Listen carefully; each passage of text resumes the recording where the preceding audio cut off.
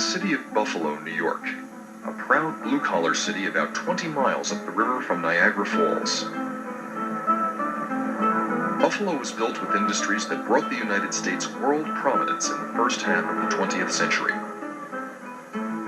But in industry, as in sport, the old is replaced by the new. And while some of the men who led not so many years ago are forgotten, some are elevated to eminence.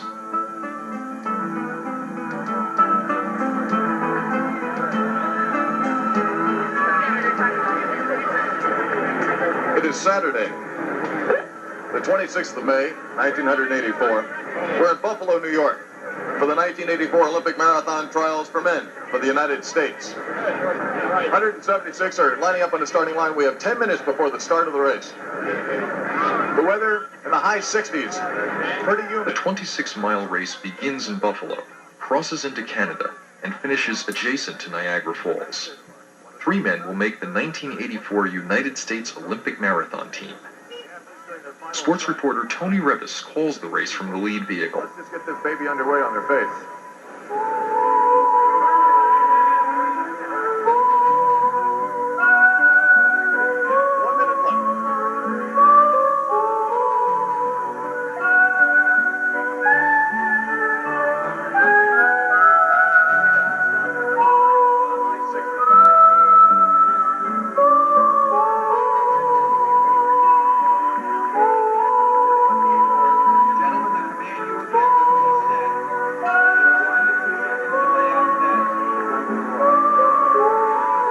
Greg Myers, the number 1 starter. Salazar, way number 2.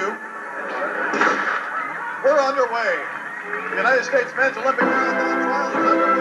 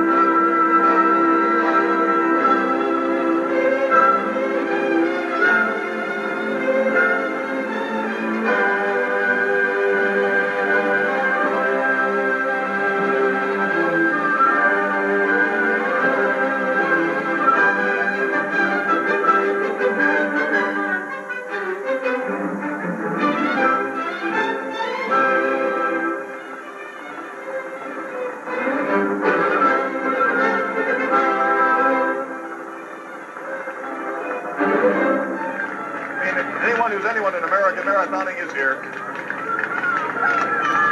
Kurt Pepper from Boulder, Colorado. Big, tall, lean and lanky, second in New York 79, his most dramatic marathon presence. He's up in the lead right now. Greg Meyer wearing the hat is right there. This is the only hill on the course. It's going up the bridge, up the Peace Bridge into Canada. The predominant portion of this race is in Canada. But everyone is being extremely cautious. Back in 1980, with no Olympic marathon to go to, the rug being pulled by the Carter boycott, there really was no bottom line, and everyone had a chance to be visible and sort of have fun out there. This year, this is business, and there's no one. There are 5 or 6 favorites in the race. Entering the picture on the right, wearing number 3, is Ron Tabb.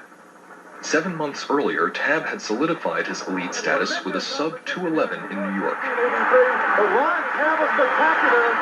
Ron Tabb in the 6th marathon of the year. I'm here for one purpose, and that's to be in the top 3 at the Olympic trials. I have to wait and see how the race evolves, and I don't want to be the front runner and the pace setter in the early in the race. I'd like to have some of the other runners do the work early, and then hopefully later on, 20, 22 miles, then as the pack is thinned out at that point, then make some kind of a move for one of the 3 spots on the team.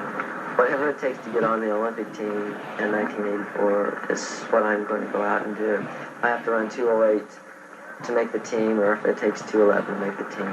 I'm in shape to run, either way. I'd rather run from behind and run as easily as I can to make the team this year.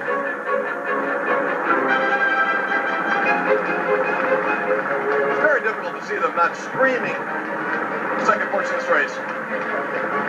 They're running very slowly for a race of this magnitude. You can see the setup already. You can see how it's going to come down. They're going out very slowly. Finally, somebody's going to take over and make some sort of a move. The people that are afraid of kicking. And then it's going to be serious.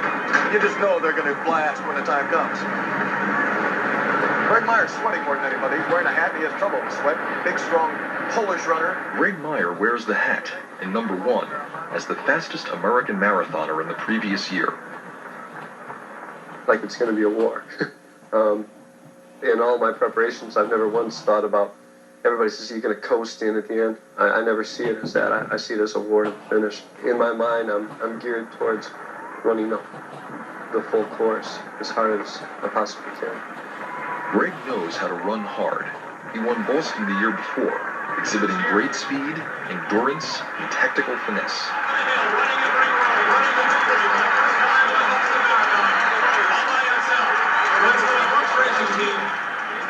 At Boston, Greg Meyer raced in front of 1 million people. At the trials, he knew the few he had to beat. Bjorklund, Sandoval, Alberto have awesome talent. They've proven it before. They have genetic gifts that a lot of the other people in the field don't have. And when you take into account that everybody is geared for this race, that kind of talent comes to the top. So I don't know if it'll be at 15 miles, but I see somewhere along the line, those kinds of people will tend to get out towards the front of the pack, get away.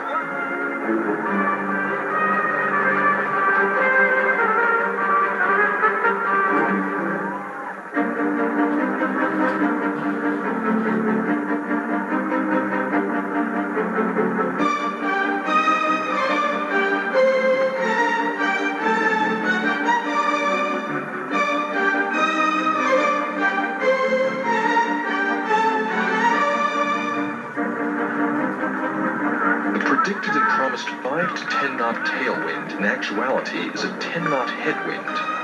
California. Former 3-time winner of the Honolulu Marathon, followed by Dave Gordon. Well, 48 minutes into the race. Dave Gordon looking very fresh, number 10.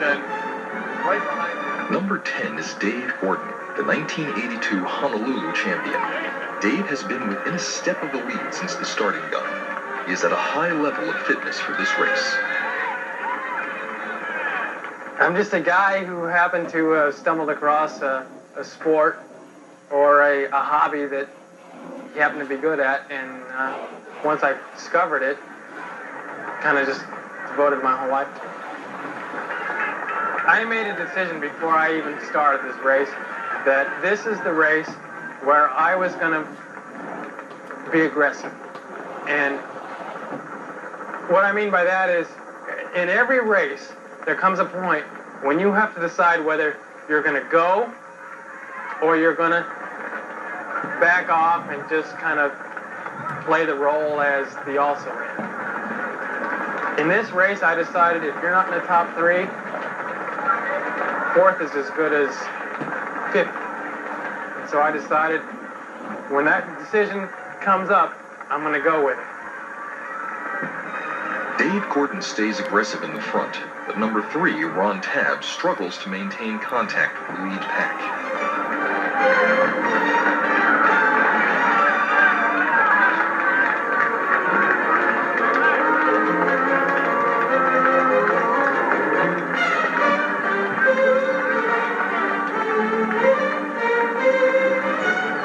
The sun comes out every once in a while and it gets appreciably warmer. Billy Rogers on the far outside right there.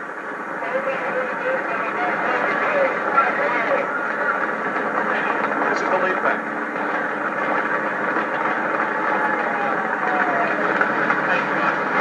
Billy Rogers wearing number 13, right smack dab in the middle.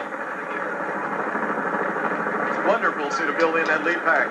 4, 46 for that last mile. The run is starting. That's Matt Wilson wearing number 25. There's about a 10-meter lead on Dave Gordon, number 10. Greg Meyer, number 1. That's number 15 right behind him. Number 15, that's David Hines. So right now, 20K, 102.10. That's Matt Wilson, number 25. Dave Gordon, Greg Meyer. About 10 meters on him there, Matt. Looking good, baby. In the orange, number 39, Dean Matthews, former Honolulu Marathon champion. A lot of tension here, a lot of tension. When they decide to do it, they're going to go very fast, and they're just going to leave people in their dust. I would think a sudden move is what's going to happen. Matt Wilson qualified and set his PR at the Grand Laws Marathon 1983 with a time of 2:12:57. As we went up and caught up with it, just past the 20-kilometer mark, you look over and said, why are they going so slow? And what he's talking about is the fact that they're running 5 minutes a mile and even slower. We just passed the 13-mile mark. We're moving up on the half marathon split. Another 5:04 mile as we understand it. Dick Kendall, race director, is giving us splits up front in the lead vehicle. Now Pete Fitzinger from New Balance in West Newton, Massachusetts, moving up on Matt Wilson, who's from Burton, Virginia, who is our leader. The pack is still very strong, very deep, and all the hitters you expect, except Ron Tabb.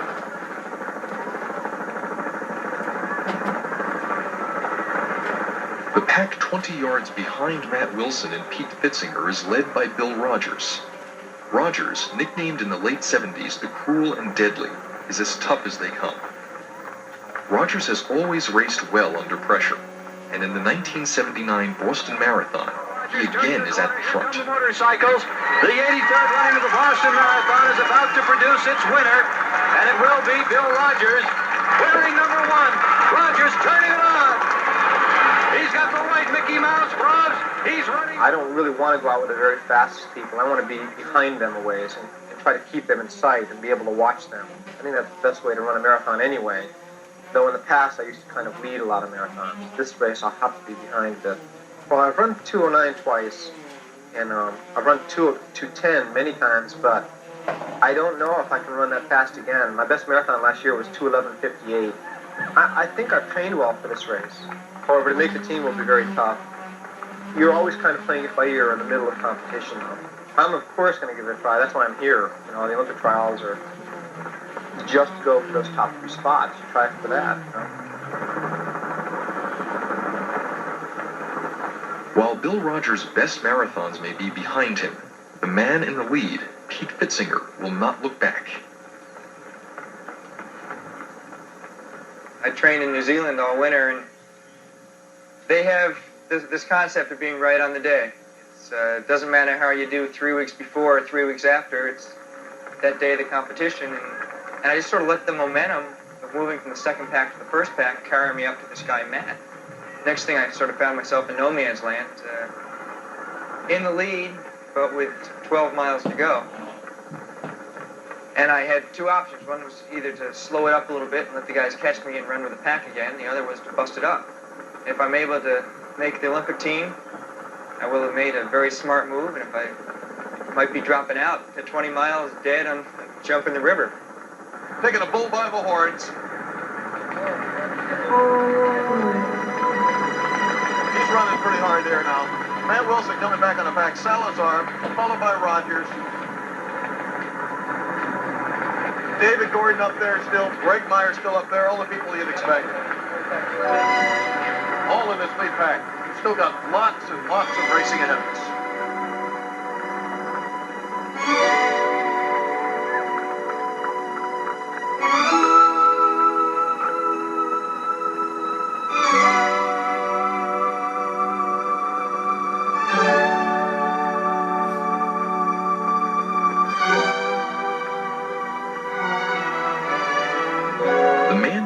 Chasing pack behind Fitzinger is the marathon world record holder, Alberto Salazar.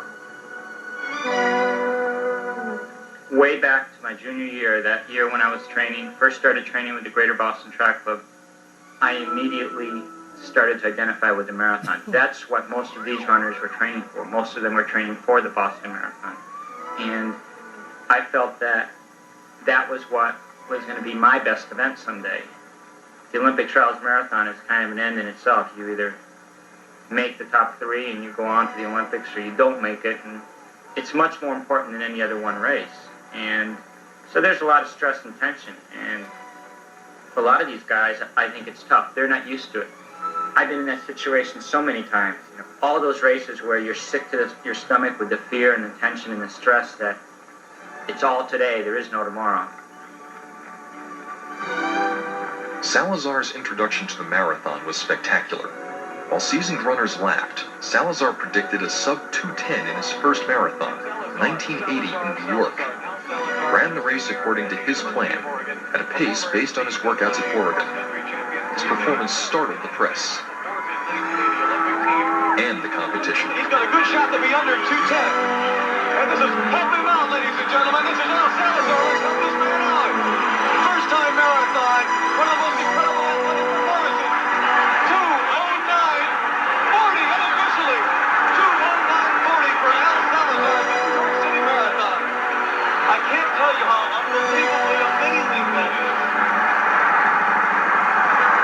Bill Rogers had a real impact on my career in that I started training under Bill Squires and started running with a guy called Bill Rogers as well.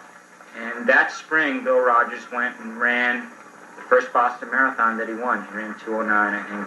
And it was an American record, and it was a real shock because here was a guy that I had just been training with, and I never really knew how good he was until that one race. And it was a real shot of encouragement for me that, hey, I'm training with the same coach. Maybe I can be that good someday. Again, Pete Fitzinger with a 150-meter lead, or 100-meter lead, I would think. In our lead row, John Tuttle, Greg Meyer, Dave Gordon. Row 2, Alberto Salazar, Tony Sandoval, Dean Matthews, with Bill Rogers right behind them. Salazar's got plenty left. I don't think you can afford to let anybody go in this race, because as soon as you let one guy go, especially someone with Alberto's talent or Sandoval's or Bjorklund or anybody else that's in that caliber, you're conceding one spot on the team, because the odds are when someone goes, they aren't coming back. I'm fit. It's not like I shouldn't run well. I'm not afraid to lose either, which is a good thing to have out of my mind.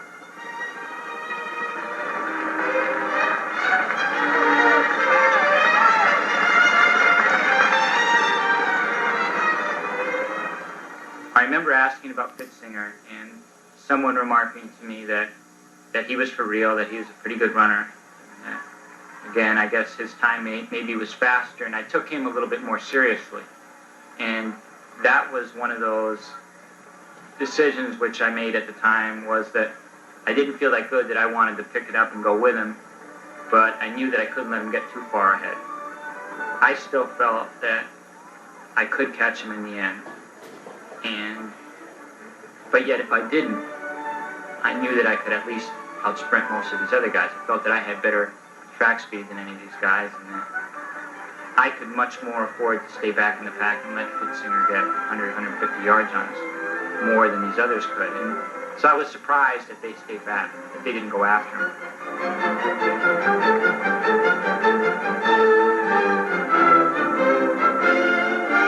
If any one of these guys gets the chance to put a nail in your coffin out there, they're going to take the opportunity to do it. That's not all that bad. At least you know the circumstances going in. I had trained with Greg a lot. He had been on the Greater Boston Track Club with me when I was training in high school, and Greg and I were good friends. The one big race which I had run against him prior to the '84 Olympic trials was the AAU cross-country championships. In the middle of the race, we were misdirected by some race officials, but what happened was that at the end of the race, we didn't know how far we had to go, and all of a sudden we were told that we had a couple of 100 meters to go. Greg and I talked about tying at that time, and I remember that it was me that brought it up. It was out of a feeling of, this is a friend of mine, and it just seems weird. We've been kind of laughing and joking for the last 2 miles about how we don't know where we're going, and to now race at the end of the race just doesn't make sense.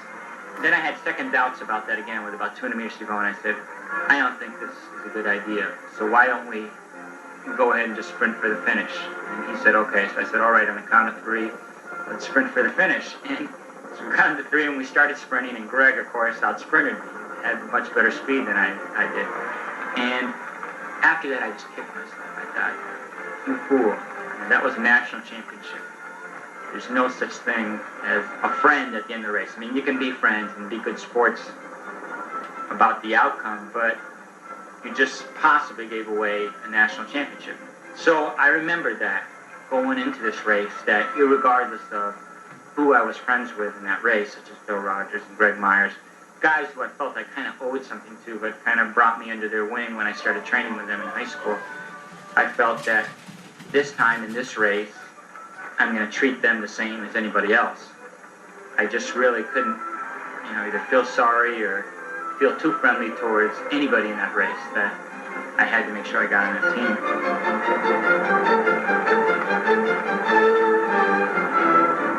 Really whipping that right arm. That right arm whip means that Bill is tired. And he's not getting back up with that lead pack. So it's Salazar, Dean Matthews, John Tuttle, Tony Sandoval, Dave Gordon, and Greg Meyer, and they're reeling in Pete Fitzinger slightly.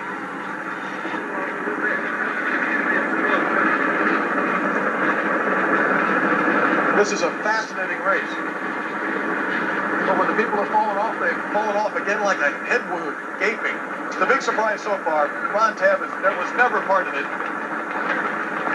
And Garrett Bjorklund fell by the wayside at 18 miles with the palms up in the air, gestures to, I don't know what's wrong. Salazar's in control of the second pack. It's become apparent that ever so gradually, they're starting to reel in Pete Fitzinger. Greg Meyer starting to look like he's laboring a bit.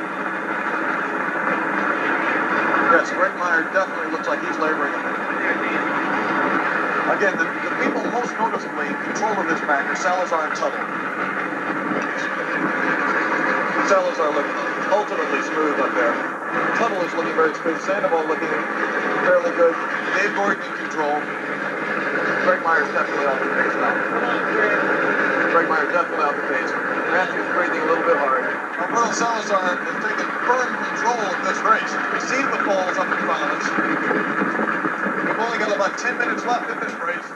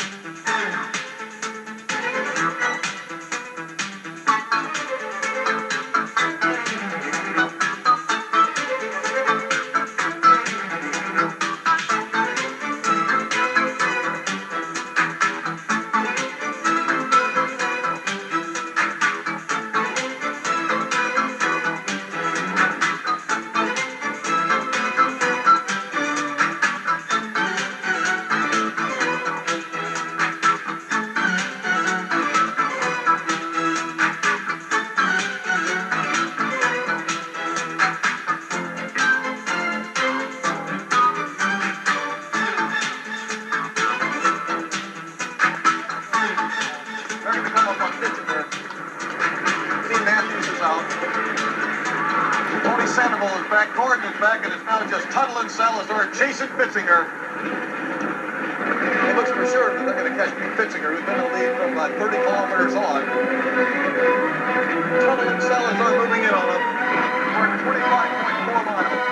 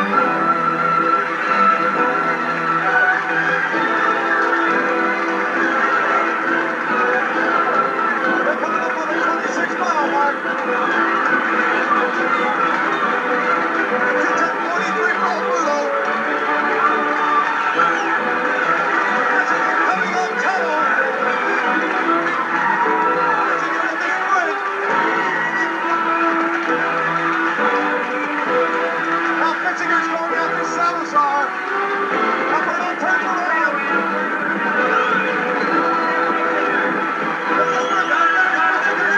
Alberto Salazar. 150 meters to go.